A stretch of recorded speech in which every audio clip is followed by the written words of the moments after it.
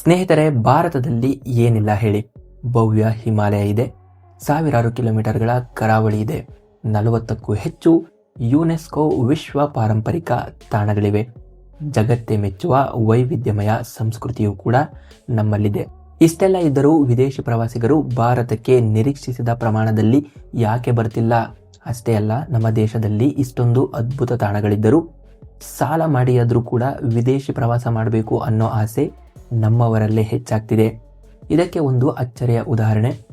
ಸಿಂಗಾಪುರ್ಗೆ 2025ರಲ್ಲಿ ಸಿಂಗಾಪುರ್ಗೆ ಸುಮಾರು 1.65 ಕೋಟಿ ವಿದೇಶಿ ಪ್ರವಾಸಿಗರು ಭೇಟಿ ನೀಡಿದ್ದಾರೆ.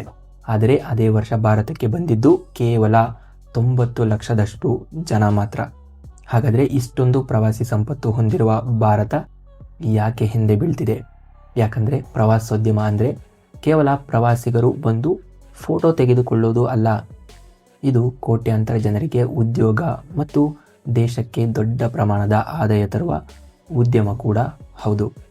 ಹಾಗಾದರೆ ಭಾರತದಲ್ಲೂ ಟೂರಿಸಂಗೆ ಆ ವೇಗ ಬೇರೆ ದೇಶದಲ್ಲಿ ಯಾವ ರೀತಿಯ ವೇಗ ಇದೆ, ಆ ಒಂದು ವೇಗ ಬರಬೇಕಾದರೆ ನಾವು ಬದಲಾಯಿಸಬೇಕಾಗಿರೋದು ಏನು? ಸ್ನೇಹಿತರೆ, ಸರ್ಕಾರದ ಅಂಕಿಅಂಶಗಳ ಪ್ರಕಾರ 2024ರಲ್ಲಿ ಭಾರತಕ್ಕೆ ಸುಮಾರು 99.5 ಲಕ್ಷ ವಿದೇಶಿ ಪ್ರವಾಸಿಗರು ಬಂದಿದ್ದಾರೆ.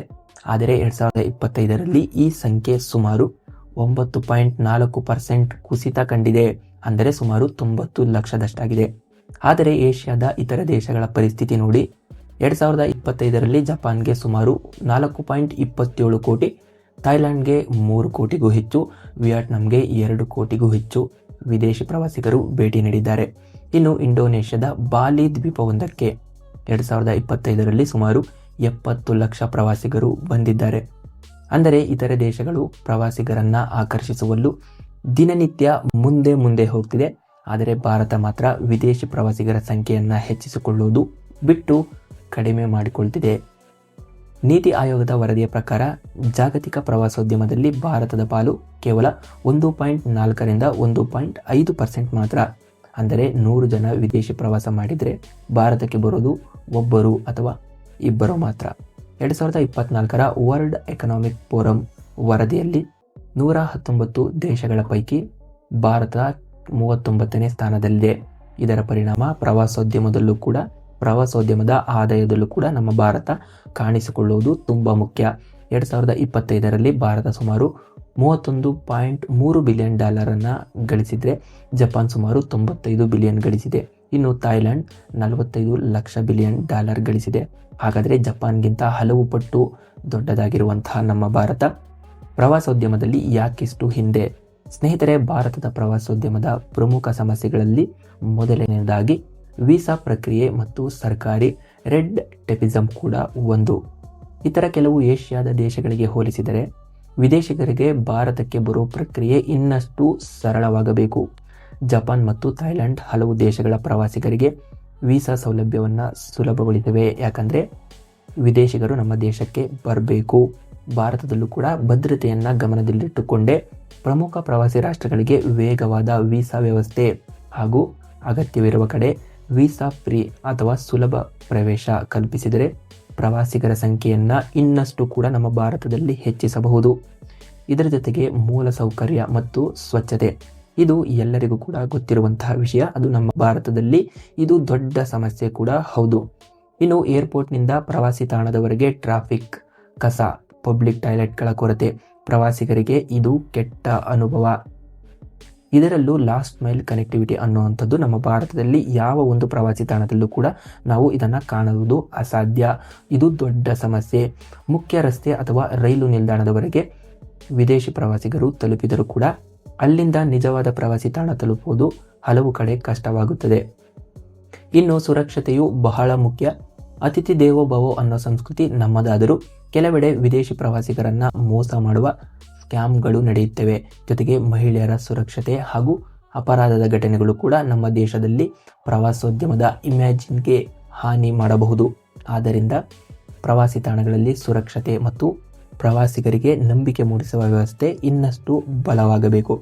ಸ್ನೇಹಿತರೆ, ಸರ್ಕಾರದ ವ್ಯವಸ್ಥೆಗಳ ಜೊತೆಗೆ ಜನರ ಮನೋಭಾವವು ಕೂಡ ಬದಲಾಗಬೇಕು. ಕೆಲ ದೇಶಗಳಲ್ಲಿ ರಸ್ತೆಗಳು, ಸೌಲಭ್ಯಗಳು ತುಂಬ ಕಡಿಮೆ ಇದ್ದರೂ ಕೂಡ ಪ್ರವಾಸಿಗರು ಹೋಗುತ್ತಾರೆ. ಯಾಕಂದರೆ ಅಲ್ಲಿ ಪ್ರವಾಸಿಗರನ್ನು ಉದ್ಯೋಗ ಮತ್ತು ಆದಾಯದ ಮೂಲವಾಗಿ ಗೌರವದಿಂದ ಆ ದೇಶದ ಜನರೆಲ್ಲರೂ ಕೂಡ ಕಾಣುತ್ತಾರೆ. ಅವರೇ ನಮಗೆ ದೇವರು. ಹಾಗಾದರೆ ನಮ್ಮಲ್ಲೂ ಕೂಡ ಪ್ರವಾಸಿಗರನ್ನು ಅದೇ ರೀತಿಯಲ್ಲಿ ಗೌರವದಿಂದ ಕಾಣುವ ಸಂಸ್ಕೃತಿ ಇದೆಯಾ? ಈ ಪ್ರಶ್ನೆಯನ್ನು ನಾವು ನಿಮಗೆ ನಾವೇ ಕೇಳಿಕೊಳ್ಳಬೇಕು. ಕೆಲವರು ವಿದೇಶಿಗರು ಬರೆದಿದ್ದರೆ ನಮಗೇನು ಅಂತ ಕೇಳಬಹುದು. ಈ ಒಂದು ಮಾತನ್ನು ಉಡಾಫೆ ಎಂದಲೂ ಕೂಡ ಕೆಲ ಜನರು ಈ ಒಂದು ಮಾತನ್ನು ಹೇಳಬಹುದು. ಆದರೆ ಪ್ರವಾಸೋದ್ಯಮ ಅನ್ನೋದು ದೇಶದ ಆರ್ಥಿಕತೆಗೆ ಪ್ರಮುಖ ಆಧಾರ ಮತ್ತು ದೊಡ್ಡ ಉದ್ಯೋಗ ಸೃಷ್ಟಿ ಮಾಡುವಂತಹ ಕ್ಷೇತ್ರ ಅಂತ ಹೇಳಿದ್ರೆ ಅದು ಟೂರಿಸಂ. ಸರ್ಕಾರದ ಮಾಹಿತಿ ಪ್ರಕಾರ ಟೂರಿಸಂ ಮತ್ತು ಹಾಸ್ಪಿಟಾಲಿಟಿ ಕ್ಷೇತ್ರದಲ್ಲಿ ಸುಮಾರು 8 ಕೋಟಿಗೂ ಹೆಚ್ಚು ಜನ ಉದ್ಯೋಗದ ಮೇಲೆ ಅವಲಂಬಿತರಾಗಿದ್ದಾರೆ. ದೇಶೀಯ ಪ್ರವಾಸೋದ್ಯಮ ದೊಡ್ಡದಾಗಿದ್ದರೂ ವಿದೇಶಿ ಪ್ರವಾಸಿಗರು ಬಂದಾಗ ಹೊಸ ವಿದೇಶಿ ಹಣ ಭಾರತಕ್ಕೆ ಬರುತ್ತೆ. ಅವರು ಹೋಟೆಲ್, ಊಟ, ಸಾರಿಗೆ, ಶಾಪಿಂಗ್ ಸೇರಿದಂತೆ ವಿವಿಧ ಕ್ಷೇತ್ರಗಳಲ್ಲಿ ಖರ್ಚು ಮಾಡುವ ಹಣ ಅನೇಕ ಜನರಿಗೆ ಆದಾಯವಾಗುತ್ತದೆ. ಇದನ್ನೇ ಟೂರಿಸಂ ಮಲ್ಟಿಪ್ಲೈಯರ್ ಎಫೆಕ್ಟ್ ಅಂತ ಕರೆಯಲಾಗುತ್ತದೆ. ಒಬ್ಬ ವಿದೇಶಿ ಪ್ರವಾಸಿಗ ಭಾರತದಲ್ಲಿ $100 ಖರ್ಚು ಮಾಡಿದರೆ ಆ ಹಣ ಒಂದೇ ಕಡೆ ಉಳಿಯಲ್ಲ. ಸುಮಾರು $30 ಹೋಟೆಲ್ಗೆ, $20 ಊಟಕ್ಕೆ, ಇನ್ನು ಉಳಿದಂತಹ $20 ಸಾರಿಗೆಗೆ, ಇನ್ನೂ ಉಳಿದಂತಹ $20 ಶಾಪಿಂಗ್ಗೆ ಹೋಗಬಹುದು. ಉಳಿದ ಹಣ ಗೈಡ್ಗಳು ಮತ್ತು ಪ್ರವಾಸಿ ಸೇವೆಗಳಿಗೆ ಸೇರುತ್ತದೆ. ಅಂದರೆ ಒಬ್ಬ ಪ್ರವಾಸಿಗ ಖರ್ಚು ಮಾಡಿದ ಹಣ ಹೋಟೆಲ್ ಸಿಬ್ಬಂದಿಯಿಂದ ಹಿಡಿದು ರೈತರು, ಚಾಲಕರು, ವ್ಯಾಪಾರಿಗಳು ಮತ್ತು ಸ್ಥಳೀಯ ಉದ್ಯೋಗಿಗಳವರೆಗೂ ಕೂಡ ಹಲವು ಜನರಿಗೆ ತಲುಪುತ್ತದೆ. ಅದಕ್ಕಾಗಿಯೇ ಪ್ರವಾಸೋದ್ಯಮ ಒಂದು ದೊಡ್ಡ ಉದ್ಯೋಗ ಸೃಷ್ಟಿಸುವ ಉದ್ಯಮ ಕೂಡ ಹೌದು. ಹಾಗಾದರೆ ಭಾರತ ಈಗ ಏನು ಮಾಡಬೇಕು? ಮೊದಲಿಗೆ ವೀಸಾ ಪ್ರಕ್ರಿಯೆಯನ್ನು ಇನ್ನಷ್ಟು ಸರಳಗೊಳಿಸಬೇಕು. ಪ್ರಮುಖ ದೇಶಗಳಿಗೆ ವೀಸಾ ಆನ್ ಅರೈವಲ್ ಅಥವಾ ಸುಲಭ ಪ್ರವೇಶದ ಅವಕಾಶ ಹೆಚ್ಚಿಸಬೇಕು. ಅದಾದ ನಂತರ ಲಾಸ್ಟ್ ಮೈಲ್ ಕನೆಕ್ಟಿವಿಟಿ ಅಂದರೆ ಸಾರಿಗೆ ಮತ್ತು ನೈರ್ಮಲ್ಯ ಸುಧಾರಿಸಬೇಕು. ಪ್ರವಾಸಿಗರು ವಿದೇಶದಿಂದ ಬಂದಾಗ ನಮ್ಮ ದೇಶದಲ್ಲಿ ಎಲ್ಲ ಸ್ಥಳಗಳಿಗೂ ಹೋಗಲು ಸುಲಭವಾದಂತಹ ಸಾರಿಗೆ ವ್ಯವಸ್ಥೆ ಇರಬೇಕು. ಜೊತೆಗೆ ಸ್ವಚ್ಛತೆ ಸರ್ಕಾರದ ಕೆಲಸ ಮಾತ್ರವಲ್ಲ, ನಮ್ಮ ಪ್ರತಿಯೊಬ್ಬರ ಹೊಣೆಗಾರಿಕೆ ಕೂಡ ಹೌದು. ಪ್ರವಾಸಿ ತಾಣಗಳಲ್ಲಿ ಕಸ ಹಾಕುವುದು, ಪ್ಲಾಸ್ಟಿಕ್ ಬಿಸಾಡುವುದು ನಿಲ್ಲಬೇಕು. ಕೊನೆಯದಾಗಿ ಪ್ರವಾಸಿಗರ ಸುರಕ್ಷತೆಗೂ ಕೂಡ ಹೆಚ್ಚಿನ ಆದ್ಯತೆಯನ್ನು ನೀಡುವಂಥದ್ದು, ಇನ್ನು ಅವರನ್ನು ಒಂದು ದೇವರ ರೂಪದಲ್ಲಿ ನೋಡುವಂಥದ್ದು ಇದು ನಮ್ಮ ಹೊಣೆಗಾರಿಕೆ. ಇನ್ನು ಪ್ರವಾಸಿಗರು ಭಾರತಕ್ಕೆ ಬಂದು ನೆಮ್ಮದಿಯಾಗಿ ಸುತ್ತಾಡಿ ಒಳ್ಳೆಯ ಅನುಭವದೊಂದಿಗೆ ವಾಪಸ್ ಹೋಗುವ ವಾತಾವರಣ ನಿರ್ಮಾಣವಾಗಬೇಕು. ವಿದೇಶಿ ಪ್ರವಾಸಿಗರಿಗೆ ಬಹುಭಾಷಾ ಹೆಲ್ಪ್ ಡೆಸ್ಕ್ ಮತ್ತು ಕನಿಷ್ಠ ಇಂಗ್ಲಿಷ್ ಸೇವೆ ಎಲ್ಲ ಪ್ರಮುಖ ಪ್ರವಾಸಿ ತಾಣಗಳಲ್ಲಿ ಇರಬೇಕು. ಮೋಸ ಮಾಡುವವರ ವಿರುದ್ಧ ತ್ವರಿತ ಕಠಿಣ ಕ್ರಮ ಕೈಗೊಳ್ಳಬೇಕು. ಜೊತೆಗೆ ಭಾರತದ ಟೂರಿಸಂ ಮಾರ್ಕೆಟಿಂಗ್ ಕೂಡ ಬದಲಾಗಬೇಕು.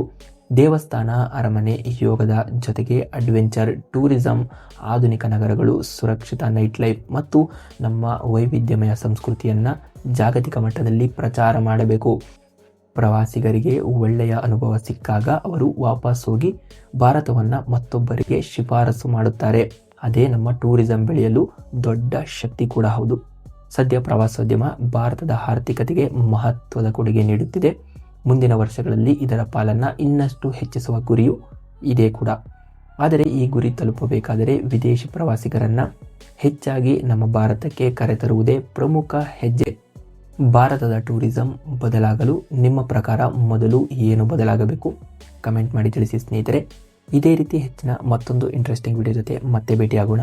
ಧನ್ಯವಾದ.